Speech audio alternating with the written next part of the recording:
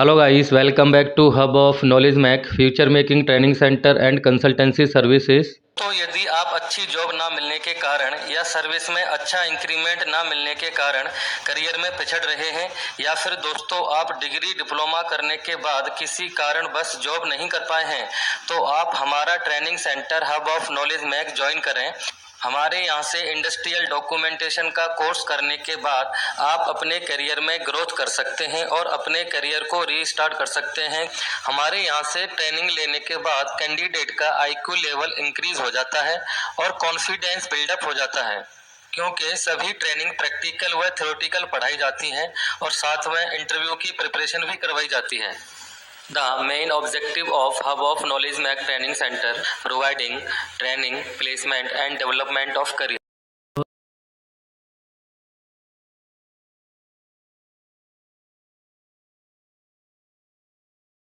Floor plan ले आओ। ये तीसरे से इसका डॉक्यूमेंट है। तो क्या पॉइंट लिख रहा है पहला इस पे? Does the floor plan identify all required process and inspection point. Company के अंदर आपके यहाँ पे इन प्रोसेस इंस्पेक्शन का एरिया डिफाइन है या नहीं है? आपके पास फाइनल इंस्पेक्शन का एरिया सेपरेट डिफाइन है क्या नहीं है? इनकमिंग मटेरियल इंस्पेक्शन का एरिया डिफाइन है या नहीं है? तो सभी कंपनियों में अलग अलग डिफाइन होते हैं ये।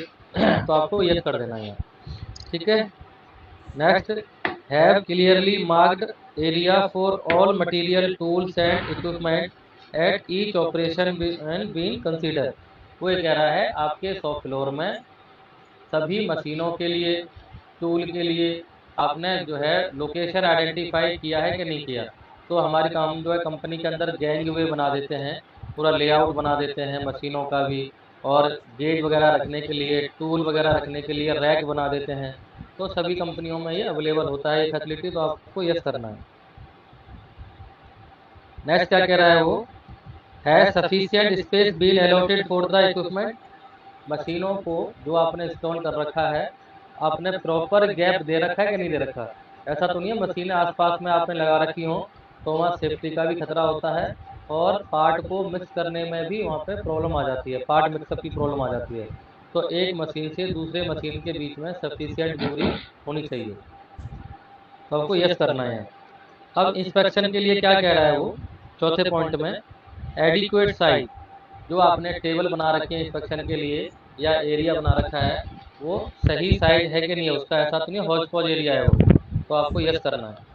प्रॉपरली लाइटेड, आपने लाइट वगैरह पूरी तरीके से लगाई हुई है कि नहीं लगाई हुई? तो लगी होती है लाइटें अच्छी, तो यस करना है। नेक्स्ट क्या कह रहा है? Do inspection area contain necessary equipment and file. Okay, तो आपके इंस्पेक्शन एरिया में इंस्ट्रूमेंट वगैरह, फाइल और उससे रिलेटेड जो डॉक्यूमेंट हैं वो अवेलेबल हैं कि नहीं है? तो यानी अवेलेबल हैं, ठीक है। पार्ट जब चेक किया जाता है तो उनके पास चेकिंग पैरामीटर लिखे होते हैं ना सामने, तभी तो चेक करते हैं वो, तो यानी हमें यस कर देना है। और क्या पूछ रहा है वो इसके अलावा? Are the adequate. क्या क्या पूछ रहा है एडिक्वेटी में? एडिक्वेट का मतलब ये होता है कि ये चीज़ हमारे पास अच्छी कंडीशन में है या नहीं है। तो क्या क्या पूछ रहा है? सातवां point, are inspection points logically located to prevent shipment of non conforming product. तो कह रहा है कि आप जब जो है फाइनल इंस्पेक्शन करते हो या प्रोसेस इंस्पेक्शन करते हो, वहाँ पे अगर कोई रिजेक्ट पार्ट मिलता है तो रिजेक्ट पार्ट के लिए आपने रेड बिन वगैरह रखी हुई कि नहीं रखी हुई? ऐसा तो नहीं कि कस्टमर एंड पे ये रिजेक्ट पार्ट जाने की पॉसिबिलिटी हो। तो आके आपने बोलना है यस, क्या हमने अच्छी तरीके से इसको आइडेंटिफाई कर रखा है, रेड बिन वगैरह अवेलेबल है, यानी यहाँ पे यस में आएगा ये। नेक्स्ट क्या कह रहा है? Have controls been established to eliminate the potential for an operation including outside processing to contaminate or mix similar product. तो वो ये कह रहा है कि बाहर से जो मटेरियल आता है इनकमिंग वाला, उसका एरिया आपने अलग डिफाइन किया हुआ है कि नहीं? प्रोसेस वाला पार्ट अलग रखा हुआ है कि नहीं?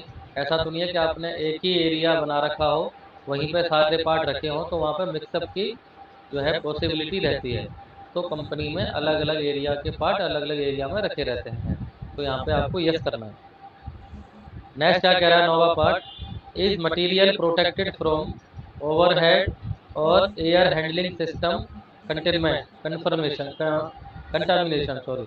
तो ये कह रहा है बाहर से हवा के साथ में जो कंटामिनेशन आ जाता है, धूल मिट्टी, वो क्या होता है कि रॉ मटेरियल पे हमारे पे वो जम जाती है, पार्टों पे जम जाती है, मशीन पे जम जाती है, तो प्रोडक्ट की क्वालिटी खराब हो जाती है।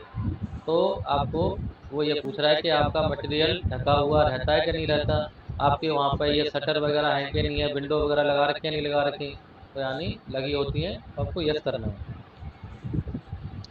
है। Final audit facilities been provided, क्या आप फाइनल इंस्पेक्शन वगैरह करते हो नहीं करते डिस्पैच होने से पहले? हाँ जी करते हैं, तो यस करना है। 11, are control adequate to prevent movement of non conforming material to storage or point of use. तो ये कह रहा है आप कहीं पर भी मटेरियल को स्टोर कर रहे हो जो नॉन कन्फर्मिंग वाला होता है, जैसे जो खराब पार्ट होता है उसके लिए आपने रेड बिन एरिया अलग से रखा रखा बना होता है कंपनी में, स्क्रैप यार्ड अलग से बना होता है, ताकि खराब पार्ट जो है मिक्स होकर के कस्टमर एंड पर ना चला जाए। उसका एरिया भी डिफाइन करना है कि यहाँ पे आपको रेड बिन वाला मटेरियल रखना है। रेड बिन वाला मटेरियल बोले तो रिजेक्ट मटेरियल।